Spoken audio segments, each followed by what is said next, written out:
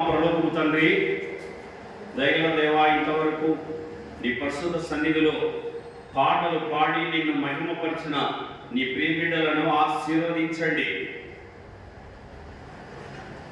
ఈ మాటలు వినువారు, చదువువారు, గైకొనువారు ధన్యులు. దేవా, శిలువలో నువ్వు పలికిన ఆ గొప్ప మాటలు, 7 మాటలు, 7 ఆణి ముత్యములు. దేవా, ఒక్కొక్క ముత్యముల గురించి మేము తెలుసుకుంటున్నాం. దేవా, నువ్వు పలికిన మాటల్లో ఉన్న సారం మేము జొర్రుకొని, మేము ఆత్మీయ క్షేమాన్ని పొందుకొని అనేకులకు ఆశీర్వాదకరముగా ఈ లోకంలో జీవించినట్లుగా దేవా, శిలువలో మీరు పలికిన ధ్యానపు మాటలను, ఆ 7 ఆణి ముత్యములను ఆశీర్వదించండి. నీ దాసుని మీ శిలువలో మీ సేవకుని మరుగుపరచండి. నీ మెల్లని స్వరాన్ని నాకు మాకు మీరు వినిపించండి. వాక్యము మీది, ప్రజలు మీవారు. దేవా, నీవు మాట్లాడితే మాకు క్షేమము కలుగుతుంది. నీవు మాట్లాడితే మాకు దిద్దుబాటు జరుగుతుంది. నీవు మాట్లాడితే దేవా, మాకు ఆత్మీయ క్షేమము దొరుకుతుంది. నీ దాసుడు నిష్ప్రయోజకుడు, నీ దాసుడు జ్ఞానం లేనివాడు. నీ దాసుని మీ శిలువలో మరుగుపరచి నీ మెల్లని స్వరాన్ని నాకు మాకు మీరు వినిపించుమని వాక్యమైన యేసు ప్రభు పేరట అడుగుచున్నాము పరలోకపు తండ్రి. ఆమేన్. ప్రియమైన దేవుని బిడ్డలారా, సహజంగా బాధలు, కష్టాలు, నష్టాలు వస్తాయి. జీవితం అంటేనే యుద్ధం. జీవితం అంటేనే ఏంటి చెప్పండి? యోబు గ్రంథం 7వ అధ్యాయం 1వ వచనం చదవండి. యోబు గ్రంథం 7వ అధ్యాయం 1వ వచనంలో, యోబు గ్రంథము 7:1.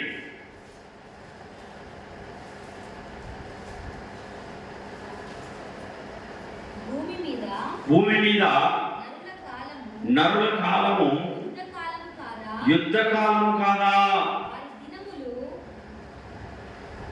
భూమి మీద నరుల కాలం ఏంటి? యుద్ధకాలం. యుద్ధ భూమిలో ఉన్నాం మనందరం. ఎక్కడున్నాం? యుద్ధ భూమి. మనం పుట్టినప్పుడు ఏడుస్తూ పుడతాం, చనిపోయేటప్పుడు కూడా ఏడిపించే పోతాం. పుట్టినప్పుడు ఎలా పుడతామో ఏడుస్తూ పుడతాం. ఏడ్చకపోతే గిచ్చి మరీ ఏడిపిస్తారు కదా మనల్ని. పిల్లలను, పుట్టిన పిల్లలు ఏం చేస్తారు?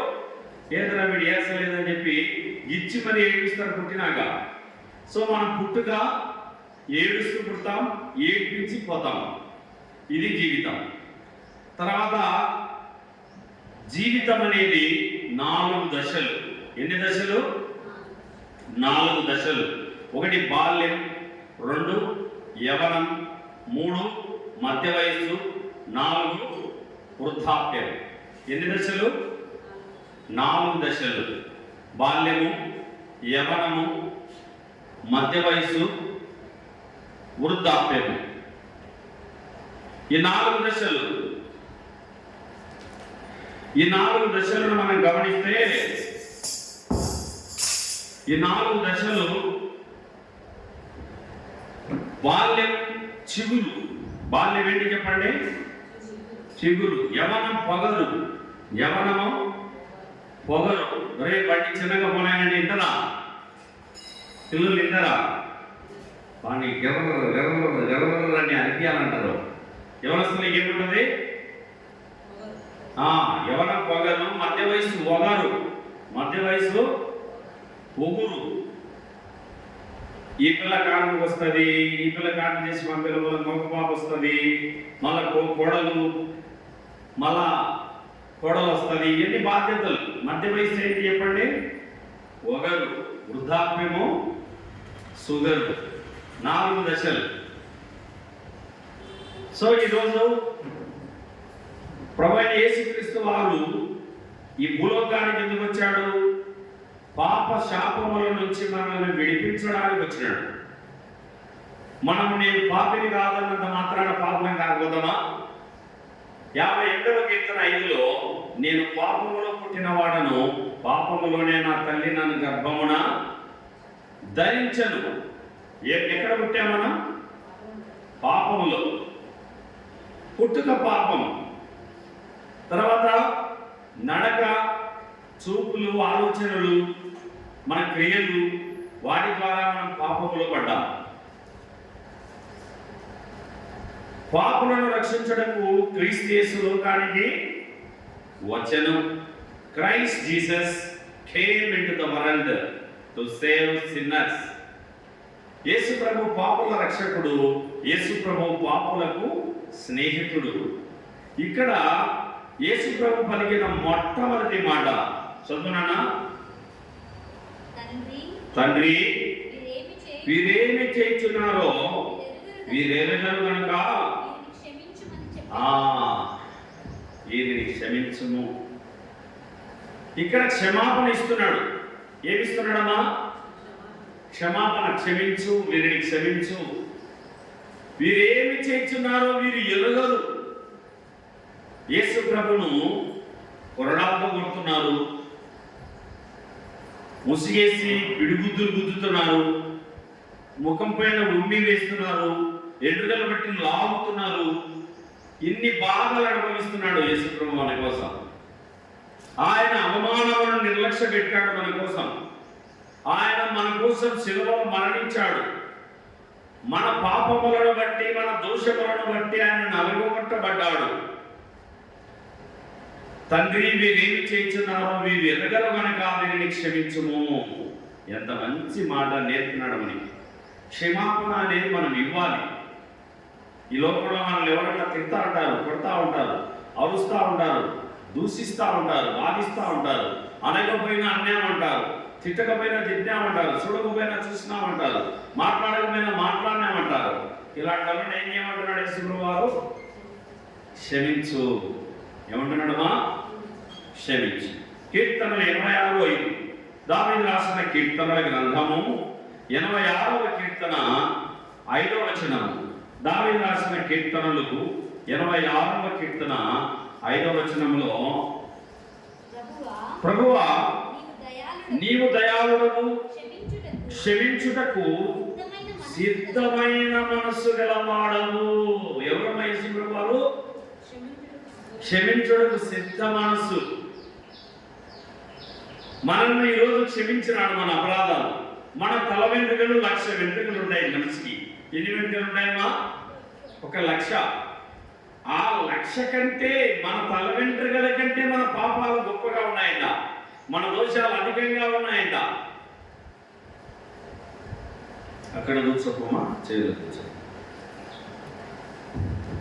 కాబట్టి మన పాపములను బట్టి, మన అతిక్రమములను బట్టి, మన దోషములను బట్టి ఆయన నలగగొట్టబడెను. క్షమించుటకు ఆయన సిద్ధ మనసు కలిగిన వాడు.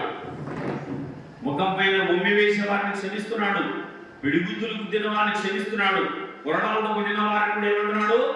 తండ్రి, వీరేమి చేయుచున్నారు వీరు ఎరగరు కనుక వీరిని క్షమించు. ఎంత గొప్ప మనసమ్మా! నేర్పాడు ఆయన. ఆయన మనకు చేశాడు, చేసి చూపించి మనకు నేర్పుతున్నాడు. ఆయన చేయకుండా మనకు చెప్పడంలే. కొరడాలతో కొట్టిన వాళ్ళని యేసు ప్రభు ఏం చేస్తున్నాడమ్మా? తండ్రి, వీరేమి చేయుచున్నారో వీరు ఎరగరు కనుక వీరిని క్షమించుము. ఇంకేమంటున్నాడు దేవుడు? యెషయా గ్రంథము 53:12లో కల్వరిలో దేవుని యొక్క ప్రేమ సందేశాన్ని చూద్దాం. యెషయా గ్రంథము 53:12.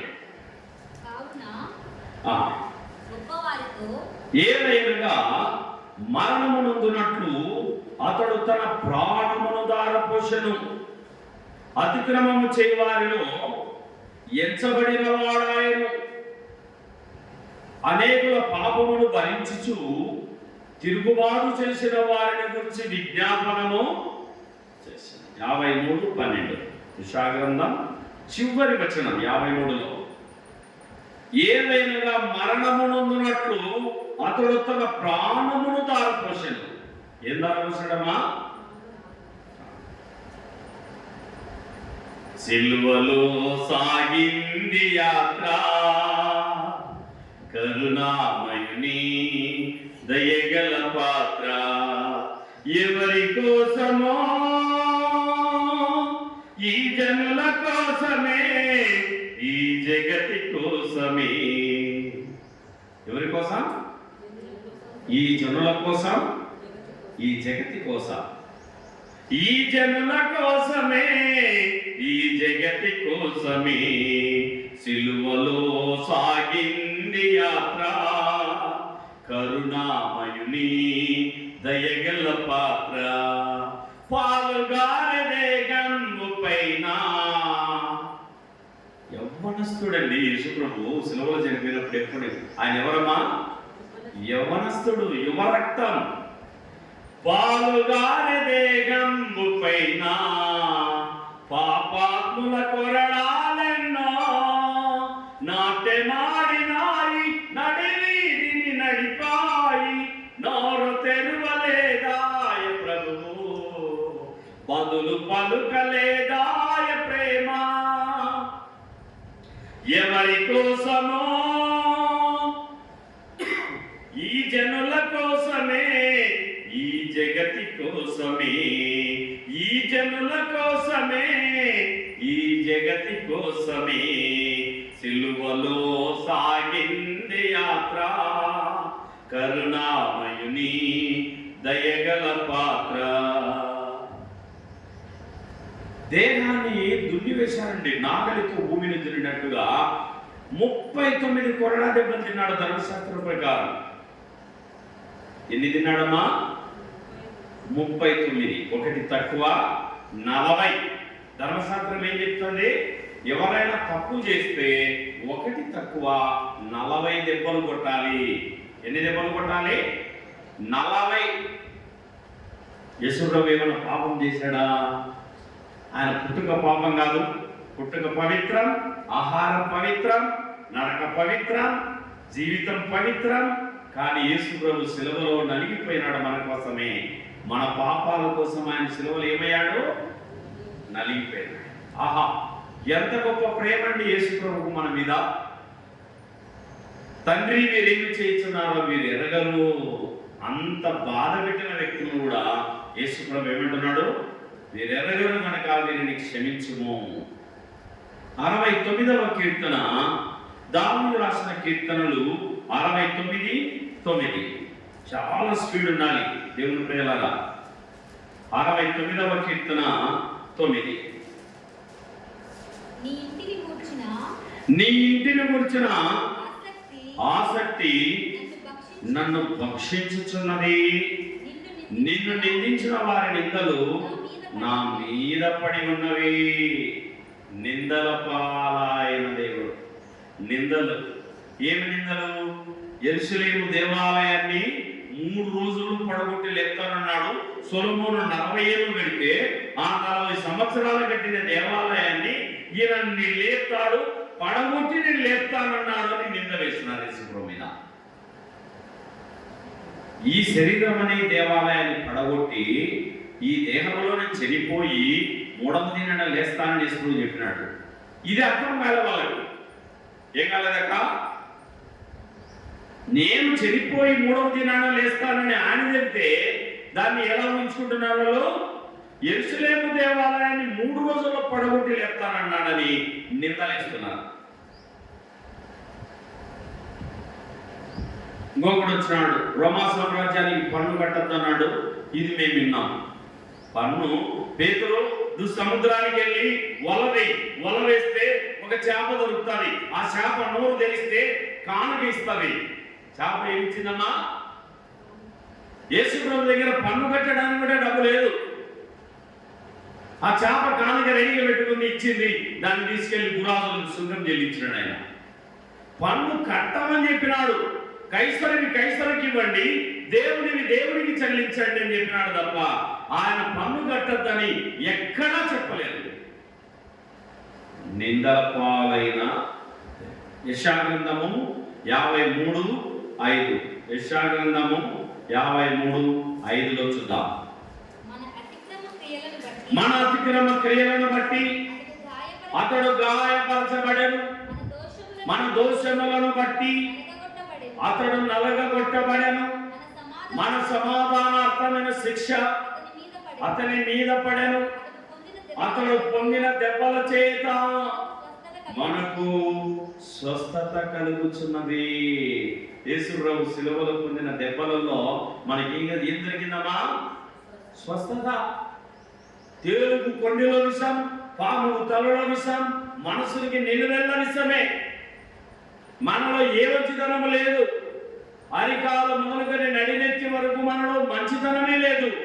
మనం పాపులమైన మన కోసం పరిశుద్ధమైన దేవుడు చూడండి, ఇక్కడ గమనిస్తే 5లో మన అతిక్రమ క్రియలను బట్టి అతడు గాయపరచబడెను. గాయాల పాలైపోయినాడు యేసుప్రభు. ఏమైపోయినాడమ్మా? చేతులలో మేకులు దించినారు, కాళ్ళలో మేకులు దిగొట్టినారు, తలలో ముళ్ళ కిరీటం కొట్టినారు, హృదయంలో పల్లెతో పడిచినారు, కొరడాలతో భూమిని దున్నినట్టుగా వీపంతా దున్నివేసినారు. ఆయన సొగుసు కూలిపోయినాడు. చూడండి, మొదటి 53లో 2వ వచనం చివరి భాగంలో అతనికి స్వరూపమైన సొగసైనను లేదు, అతడు తృణీకరింపబడిన వాడు, ఆయను మనసుల వలన విసర్జింపబడిన వాడును, వ్యసనాక్రాంతుడుగాను, వ్యాధి అనుభవించిన వాడుగాను, మనసుడు చూడనల్లని వాడుగాను ఉండెను.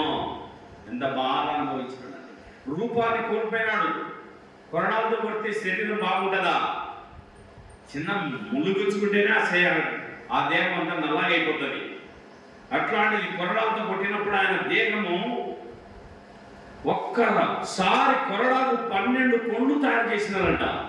యేసు ప్రభు కోసమే సపరేట్గా తయారు చేసినారండి కొరడాని. ఇలా కొట్టినప్పుడంతా 12 ముక్కల మాంసం తెస్తుంది యేసు ప్రభు శరీరంలో నుండి. 39 పదులు 390, 39 రొడ్లు 78, 468 ముక్కల మాంసము యేసు ప్రభు శరీరంలోంచి బయటికి వచ్చేసింది. దేహము దున్నబడింది. ఈరోజు ఇంత చేతులు చల్లగా ఉన్నాయి, మంచిగా చక్కగా ఉన్నాయి, చూపగలుగుతున్నాం. మన చేతులు అందంగా ఉన్నాయంటే కారణం యేసు ప్రభు చేతులు ఏమైపోయినాయి? గాయాల పాలైనాయి. మన ముఖం అందంగా ఉందంటే కారణం ఆయన ముఖం ఏమైందమ్మా? ముళ్ళ కిరీటంతో కొట్టినప్పుడు మేకులు ఇలా పెట్టి, మేకుల ముళ్ళ కిరీటాన్ని ఇలా తల మీద పెట్టి రెల్లుతో దిగ్గుట్టినారు. సుత్తెతో కొట్టి ఆ ముళ్ళు ఎక్కడిపోయినాక తలలోనికి గోడలోకి మేకెట్టి వెళ్ళిపోతుందో యేసు ప్రభు తలలోనికి ముళ్ళ కిరీటము దిగిపోయింది మన కోసం. ఎంత బాధ అనుభవించినాడు యేసు ప్రభు నీ కోసం, ఎంత వేదన అనుభవించినాడు. 2వ కొరింథీ 5వ అధ్యాయము 21వ వాక్యము. కొరింథీయులకు రాసిన దైవజనుడైన పౌలు కొరింథీయులకు రాసిన 2వ పత్రిక 5వ అధ్యాయము 21వ వాక్యము.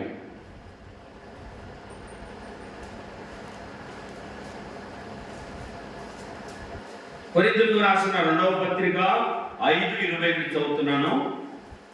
ఎందుకనగా మనమాయన యందు దేవుని నీతి అగునట్లు పాపమెరగని ఆయనను మన కోసం పాపముగా చేసెను. మనమాయన యందు దేవుని నీతి అగునట్లు. యేసుక్రీస్తునందు మనం ఏం కావాలి? నీతిమంతులము కావాలి. మనం ఆయన యందు దేవుని నీతి అగునట్లుగా ఏం చేయబడ్డాడమ్మా? పాపం ఎరగని ఆయనను మన కోసం పాపముగా, పాపమెరుగని ప్రభుని కొరకు పాపముగాను చేయబడెను. శాపగ్రాహి అయ్యే సిలువలో, శాపగ్రాహి అయ్యే సిలువలో పరుగిడి రమ్ము. శాపగ్రాహి అయ్యే సిలువలో, శాపగ్రాహి అయ్యే సిలువలో పరుగిడి రమ్ము. ప్రేమతో యేసు పిలుచుచున్నాడు రమ్ము. యేసు ప్రభు ఎలా పిలుస్తున్నాడమ్మా? ప్రయాసపడి భారము మోసుకొనుచున్న సమస్త జనులారా. ఏం మోస్తున్నామంట? మన పాప భారం పోగొట్టుకోవడానికి ఎన్ని తిప్పలు పడుతున్నాం. జపములు, తపములు, ఉపవాసములు, పాపములు బాపవయా, దాన ధర్మములు, తీర్థయాత్రలు, పాపములు బాపవయా. జపములు, తపములు, ఉపవాసములు, పాపములు బాప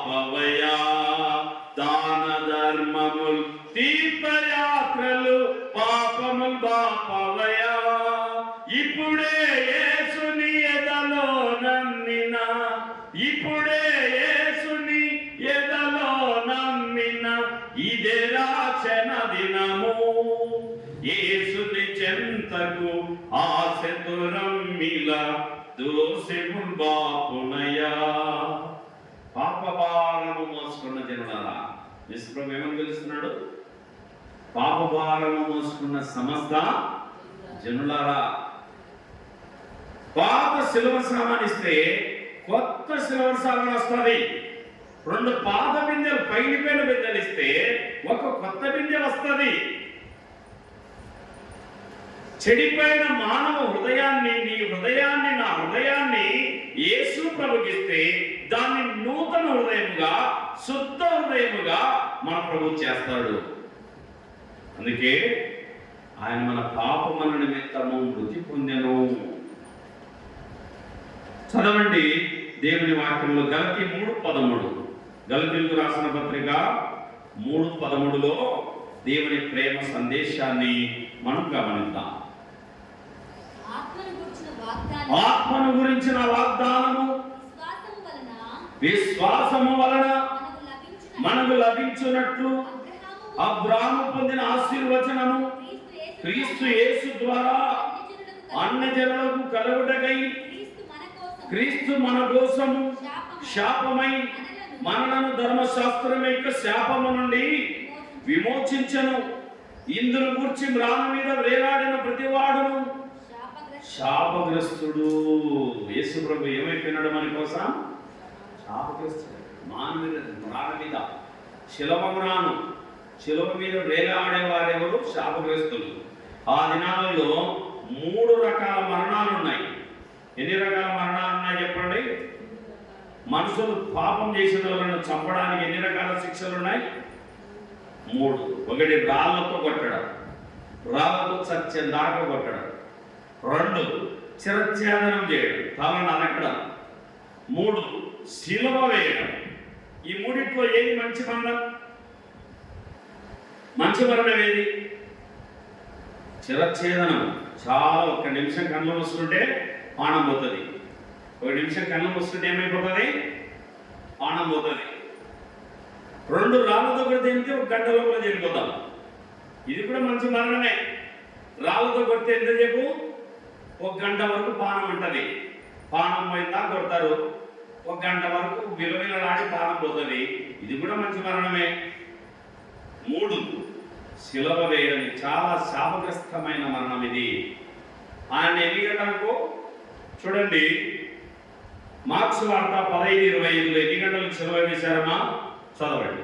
మార్కు 15:25 దేవుని వాక్యంలో మార్కు 15:25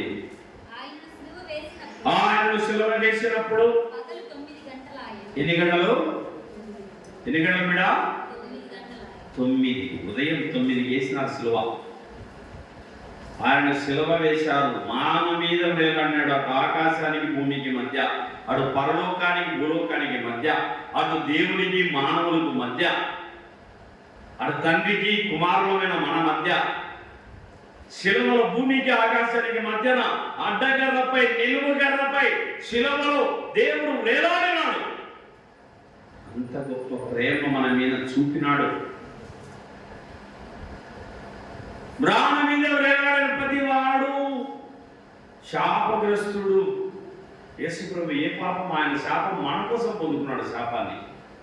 ఆ దెబ్బలు మనవి, ఆ శిక్ష మనది, ఆ యొక్క బాధ మనం పొందాలి.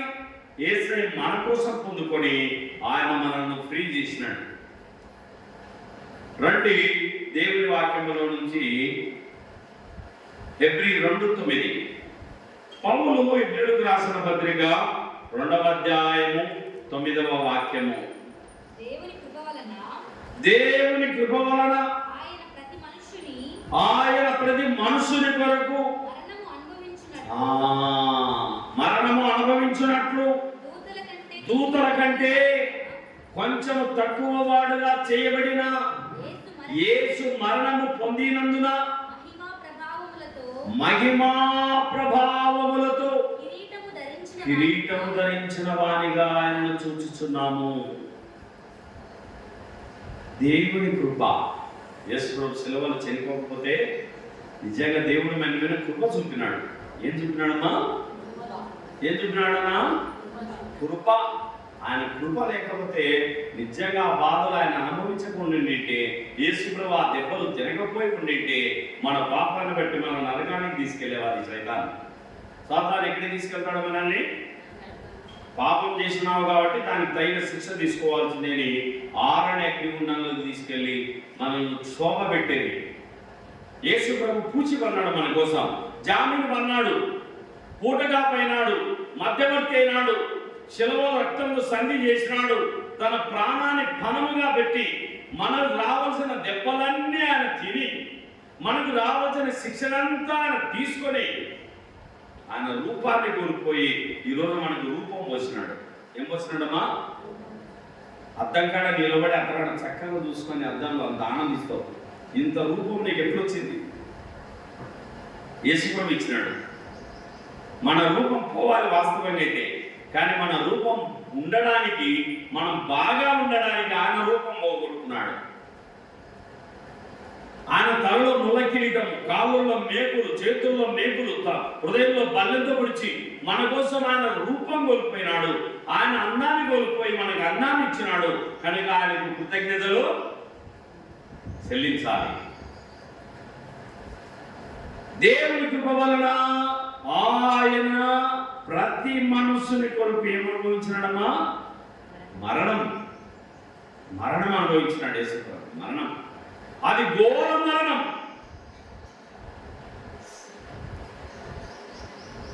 ఆయనని ఈడ్చుకుంటూ తీసుకెళ్తున్నారమ్మా. ఎంట్రుకలు పట్టుకొని ఈడ్చుకుంటూ పోతున్నారు. మనం ఎవరైనా ఎంట్రుకలు పట్టుకొని ఈడ్చి ఎవరైనా ఒప్పుకుంటామా? ఎంత అవమానంగా ఫీల్ అవుతాం. నన్ను ఆడ అలాంటి వీధిలో నన్ను ఎంట్రుకలు పట్టుకొని ఈడ్చినారని చెప్పి ఆ వీధిలో కూడా తిరగవు. ఇంకా నువ్వు దేవుని కుమారుడు అయితే ఇదిగో మేము నేను పిడుగుదులు గుద్దుతాం. నువ్వు దేవుడివి అయితే ఎవడు గుద్దాడో చెప్పు, ఎవడు మొదటి గుద్దినాడో, ఎవడు చివరిలో గుద్దినాడో. నువ్వు దేవుని విడవైతే, నువ్వు దేవుని కుమారుడు అయితే చెప్పు అని పిడుగుతులు గుద్ది, నేను కొట్టాడా, వాడు కొట్టాడా, వీడు కొట్టాడా, నువ్వు దేవుడు అయితే చెప్పు. అపహాస్యం చేస్తున్నారండి సుఖి. ఏమన్నా ఓర్చుకున్నాడు. అందుకే అంటున్నాడు, తండ్రి వీరేమి చేయించున్నారో వీరెరుగరు కనుక వీరిని క్షమించుము. 9వ అధ్యాయము 28వ వాక్యము, ఎబ్రీయులకు రాసిన పత్రిక 9:28. అలాగుననే క్రీస్తు కూడా అనేకుల పాపములను భరించుటకు ఒక్కసారి అర్పింపబడి తన కొరకు కనిపెట్టుకున్న వారి ముందు రక్షణ నిమిత్తము పాపము లేకుండా రెండవసారి ప్రత్యక్షమగును. అనేకుల పాపములను భరించుటకు ఒక్కసారి శిలువలో ఏమైపోయినాడు? అర్పణ. మనం ఏం చేసేవాళ్ళమ్మా? పాపాలు పోగొట్టుకోవడానికి కొండలు గోత్రాలు ఎక్కేటోళ్ళం, తలనీలాలు ఇచ్చేటోళ్ళం. మట్టి పేరు ఉన్న ఎంట్రుకలు దేవుడికి వద్దు. మట్టి పేరు ఉన్న ఎంట్రుకలు దేవునికి ఆయన అడగడు.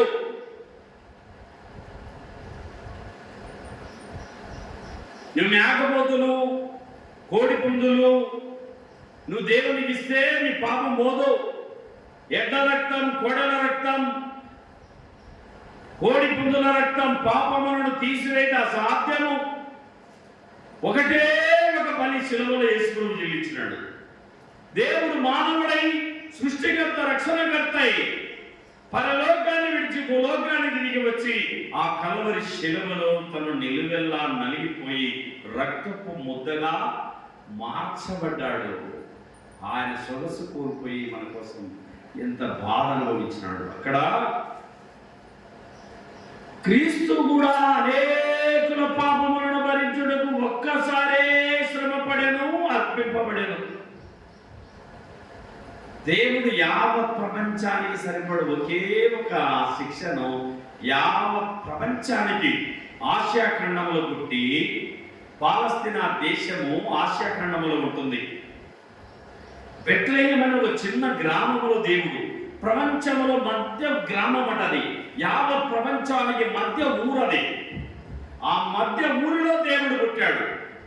ఆ శిలువ గొలగొతా కొండ, కలవరిక పాదమనబడిన కొండ ప్రపంచానికంత సెంటర్ పాయింట్. అది సకల లోకానికి సరిపడు రక్తాన్ని ఆ కలవరి శిలువలో చిందించి, చేతుల రక్తం, కాళ్ళలో రక్తం, తలలో రక్తం, పిడిగుద్దులు గుద్దించుకొని, ఎంతకలు బట్టి ఇడిపించుకొని ఆయన బాధను అనుభవించినాడు మన కోసమే.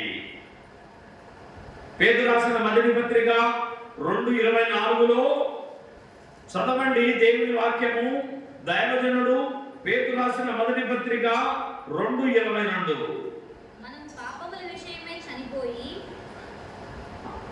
పేతురు రాసిన మొదటి పత్రిక 2:22. ఆయన ఏం చేయలేదు? పాపము చేయలేదు. ఆయన నోటను ఏ కపటమును కనబడలేదు. ఆయన దూషింపబడి బదులు దూషింపలేదు. ఆయన శ్రమ పెట్టబడి బెదిరింపగా న్యాయముగా తీర్పు దేవునికి తన్ను తాను అప్పగించుకొనెను.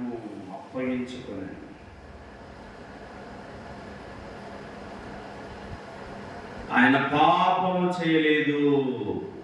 పేతురు ఏం రాస్తున్నాడు దేవుని గురించి? యేసు ప్రభులో ఏం లేదు? పాపము లేదు. ఆయన పరిశుద్ధుడు, నిర్దోషి, నిష్కల్మషుడు, పాపులను చేరక ప్రత్యేకముగా బ్రతికినవాడు, పాపముగా చేయబడ్డాడు మన కోసమే. అదే మొదటి పేతురు 3:18 ఏమైనగా మనలను దేవుని యొద్దకు తెచ్చుటకు అనీతిమంతుల కొరకు నీతిమంతుడైన క్రీస్తు శరీర విషయంలో చంపబడి, ఆత్మ విషయంలో బ్రతికింపబడి, పాపముల విషయంలో ఒక్కసారే శ్రమపడెను.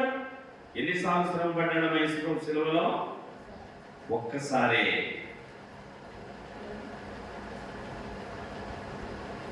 మనలను దేవుని యొద్దకు తేవడానికి, అనీతిమంతులైన మనలను నీతిమంతులుగా చేయడానికి క్రీస్తు శరీర విషయంలో చంపబడెను. శరీరంలో ఏమైతున్నాడు? చంపబడినాడు, చనిపోయినాడు. ఓ సైనికుడు వచ్చి ఈడిలో బల్లెంత వచ్చినాడు, గుండెల్లో తాగిన నీరు బయటకు వచ్చేసింది. చివరి రక్తం అంతా వచ్చింది, తాగిన నీరు కూడా బయటకు వచ్చింది. ఆయన చంపబడ్డాడు. ఆయనను చంపారు. చేతులలో మేకులు కొట్టి, కాళ్ళలో మేకులు దించి, తలలో ముళ్ళగిరిటాన్ని కొట్టి, హృదయంలో బల్లెంతో పడిచి ఆయన మన కోసం చంపబడ్డాడు. ఎవరి కోసం చంపబడ్డాడమ్మా? యేసు ప్రభు మన కోసమే చంపబడ్డాడు. క్రీస్తు శరీర విషయంలో చంపబడింది. ఆ నీతిమంతులమైన మనలను నీతిమంతులుగా చేయడానికి ఆయన మన కోసమే చంపబడ్డాడు. అనీతిమంతులు మనం ఎవరో చెప్పండి? పలకడగా అనీతిమంతులం, అవినీతిమంతులం అన్నమాట. మనలో మాటల్లో నిజాయితీ లేదు, చూపుల్లో నిజాయితీ లేదు, ఆలోచనలో తప్పుడు ఆలోచనలే, తప్పుడు కాలు, తప్పుడు నడక, తప్పుడు మాటలు, తప్పుడు క్రియలు, మంచితనం లేదు మనలో. అవినీతిమంతులమైన మనలను నీతిమంతులుగా చేయడానికి శిలువలో యేసు ప్రభు శరీర విషయంలో చంపబడి, ఆత్మ విషయంలో బతికింపబడి, పాపముల విషయంలో ఒక్కసారే శ్రమ పడెను. యేసు ప్రభు ఏం చేయబడినాడు? మన కోసం శ్రమ అనుభవించినాడు. మొదటి యోహాను 3:5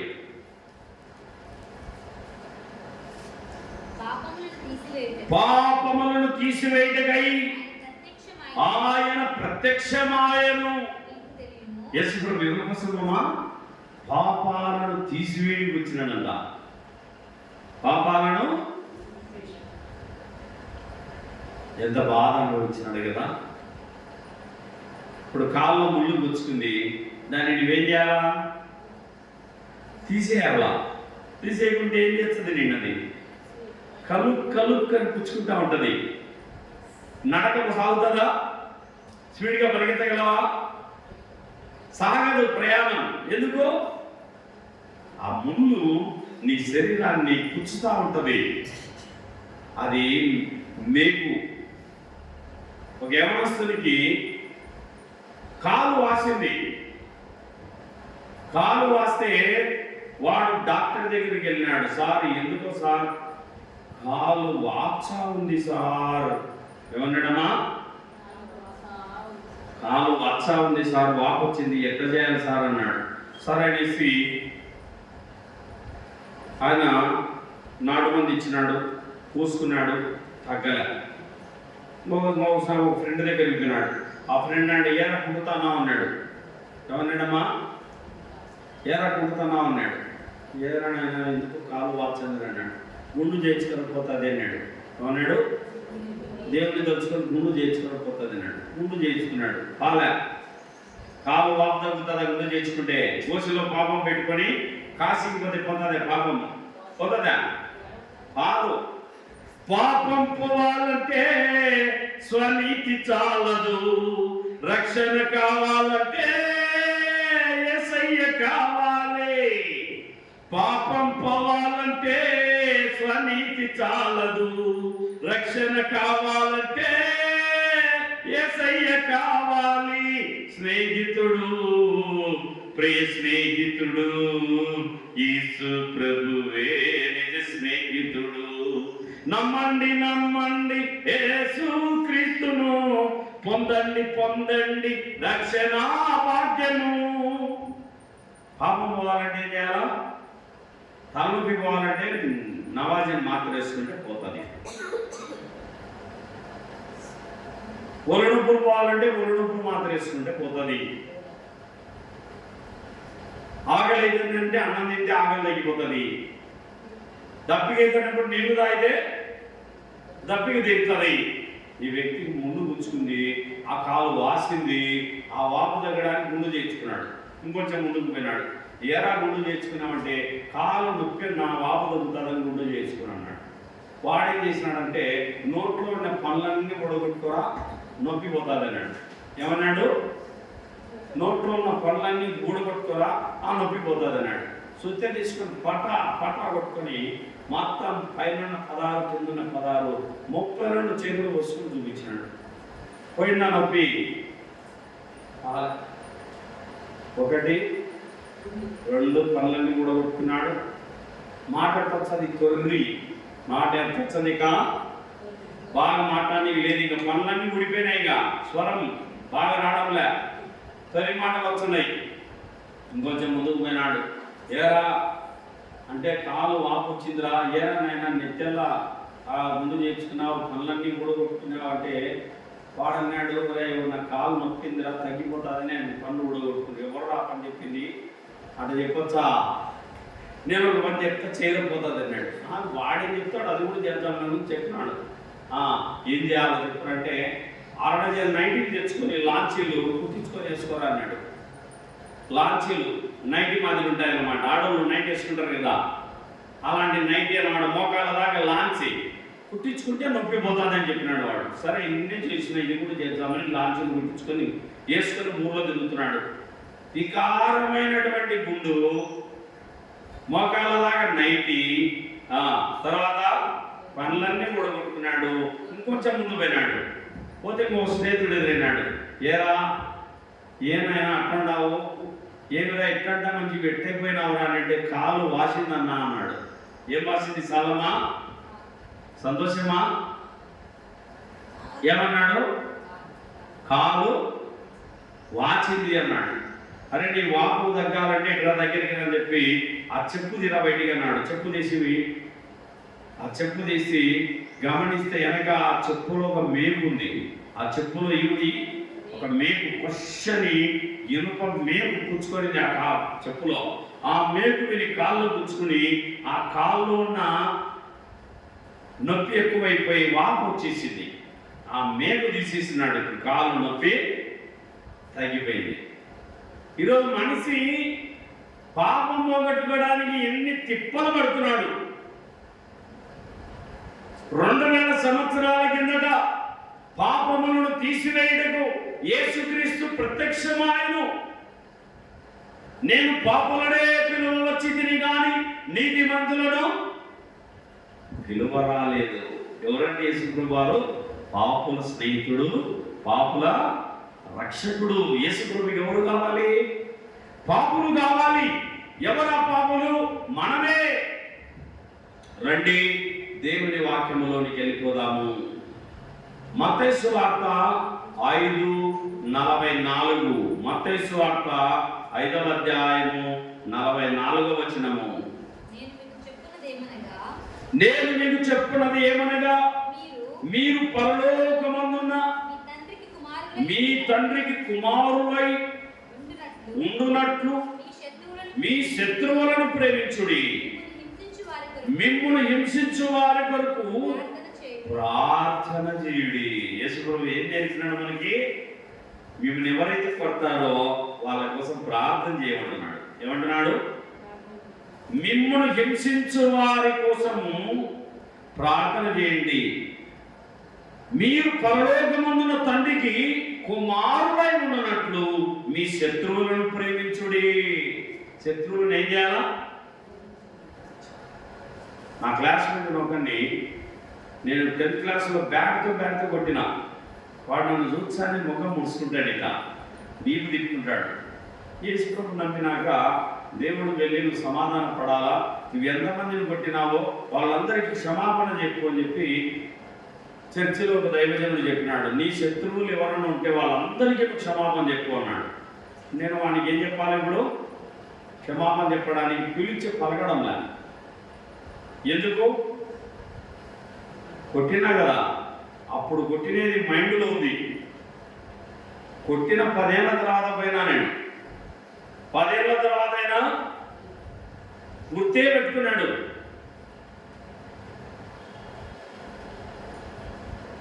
రే స్నేహితుడా అంటే ఏరా నన్ను క్షమించురా అన్న.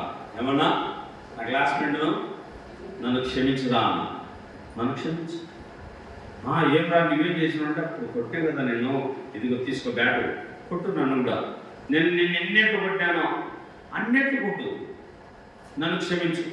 నువ్వు కొట్టన్నా క్షమించు, లేదా నన్ను నవ్వుతున్నానా క్షమించు, ఏదో ఒకటి చేయాలి. క్షమించినాడు. ఏముందులరా పిల్లలకు మామూలుగా కొట్టుకుంటామని నిజమైన చేసినాడు. అబ్బా చాలా సమాధానం దొరికింది. మన శత్రువులను మనం ఏం చేయాలా? క్షమాపణ అడగాల. ఇగోలు ఎక్కువ, గర్వం, ఏం చెప్పాలా, నేను అడగాలనా, నేను తగ్గించగలనా, నేను ఆయనకు అడగలనా, ఇవన్నీ తీసేసుకోవాలి. నీకు భూమి మీద ఎవరు శత్రువులు ఉండకూడదు. నీ శత్రువు దగ్గరికి నువ్వు వెళ్ళి ఏం కావాలి? సమాధానపడాలి, అందరితో ప్రేమ కలిగి ఉండాలి. చూడండి రోమాపత్రిక 12వ అధ్యాయము, పౌలు రోమీయులకు రాసిన పత్రిక 12వ అధ్యాయము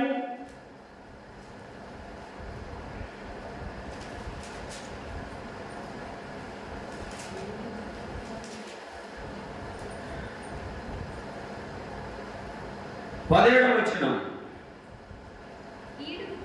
కీడుకు ప్రతికీడేమని చేయవద్దు, మనుషులందరి దృష్టికి యోగ్యమైన వాటిని గురించి ఆలోచన కలిగి ఉండుడి. శక్యమైతే మీ చేతనైనంత మట్టుకు సమస్త మనుషులతో సమాధానముగా. యేసుప్రభు ఏమంటున్నాడన్నా? కీడు ప్రతికీడు చెయ్యవద్దు, కీడు ప్రతికీడు చెయ్యవద్దు, అతనిని నువ్వు సమాధానపడు అంటున్నాడు. కాబట్టి మనం ఏం కావాలి? సమాధానపడాలి. అపొస్తలుల కార్యములు 7:60లో స్టెఫన్ ఎంత మంచి ఆ ప్రేమ చూపుతున్నాడో చూడండి. అపొస్తలుల కార్యముల గ్రంథము 7వ అధ్యాయము, అపొస్తలుల కార్యముల గ్రంథము 7వ అధ్యాయము 7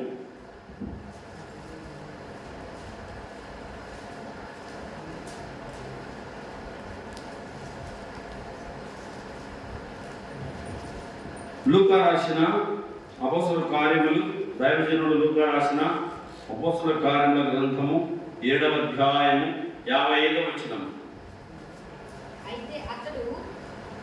7:60 చదువునాన్న. అతడు మోకాళ్ళలోని ప్రభువా మీద ఈ పాపము మోపకుమని గొప్ప శబ్దంతో పలికెను. రాళ్ళతో కొట్టినారు ఈయనను, శపన్ను. చూడండి 58లో పట్టణం వెలుపలి కదని వెళ్ళగొట్టి రాళ్ళు రువి ఏముందమ్మా అక్కడ చదవండి. 58 పట్టణం వెలుపలికి అతనిని వెళ్ళగొట్టి రాళ్ళు రువి చంపిరి. సాక్షులను సౌలును ఒక యవని పాదములైతే తమ వస్త్రములు పెట్టిరి. ప్రభువును గురించి మొరపెట్టుచు, యేసు ప్రభువా, నా ఆత్మను చేర్చుకున్నామని స్టెఫెను పలుకుతుండగా వారు అతనిని రాళ్లతో కొట్టిరి. అతడు మోకాలుని, ప్రభువా, ఈ పాపము వారి మీద ఈ పాపము మోపకుమని గొప్ప శబ్దముతో పలికెను. ఈ మాట పలికి నిద్రించెను. రాళ్ళతో పుట్టిన వ్యక్తులు ఏం చేస్తున్నాడు స్టెఫెను? ఈ పాపము, ఈ నింద వారి మీద మోపకుము, వారి మీద ఈ పాపము మోపకయ్యా. నన్ను వాళ్ళు తెలియక కొట్టినారు నాయనా, నన్ను వాళ్ళు రాళ్ళతో తెలియక కొట్టినారు నాయనా, ఈ పాపం వారి మీద మోపద్దయ్యా, దీన్ని బట్టి వాళ్ళని శిక్షించొద్దయ్యా అని స్టెఫెను దేవుడిని వేడుకుంటున్నాడు. రాళ్ళతో కొడతా ఉంటే క్షమాపణ వాళ్ళకి ఇస్తున్నాడు. దేవుడికి కూడా చెప్తున్నాడు, నా ఆత్మను చేర్చుకో తండ్రి అని అడుగుతున్నాడు. యేసు శిలువలో పలికిన మాట, తండ్రి నా ఆత్మను చేతికి అప్పగిస్తున్నాను అన్నట్టుగా స్టెఫెను కూడా పరలోకపు తండ్రికి స్టెఫెను తన ఆత్మను అప్పగిస్తూ నన్ను కొట్టిన ఈ వ్యక్తులను శిక్షించొద్దు అంటున్నాడు.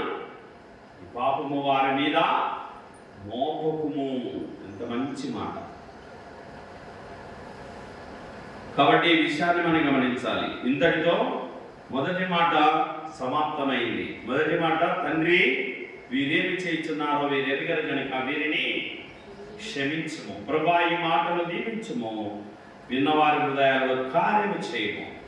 నువ్వు క్షమాపణ ఇచ్చావునైనా. తండ్రి వీరేమి చేయుచున్నారో వీరు ఎరుగరు, వీరిని క్షమించుము అన్నావు. మీ పరలోకపు తండ్రి మీ అపరాధాలు క్షమించినట్టు మీరు కూడా మనుషుల అపరాధాలు క్షమించమని చెప్పినావు.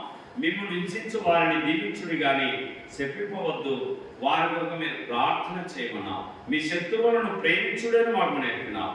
ఈ మాటను మా హృదయంలో పదిలము చేయమని వాక్యమైన యేసు ప్రభు పేరట ప్రార్థిస్తున్నాము తండ్రి, ఆమేన్. ఇది మొదటి మాట ముగిసింది.